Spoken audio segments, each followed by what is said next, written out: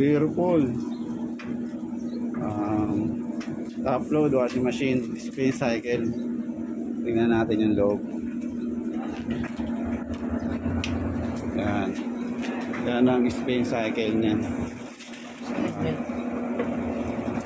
Kasi itong washing machine na ito mahihain eh. Kapag in-start mo na siya, naglalak yung pintuan. Ayan. So kung gusto nyo makita, yun nga lang, magbubukas kayo ng mga screw para ganyan, makita nyo yung loob pag nag-i-spin. Okay?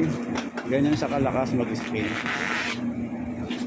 Kailangan pa dito. Ang haba rin ng oras niya eh, no? So ang washing machine na to is nagdudumi na, so kailangan na natin siya linisan.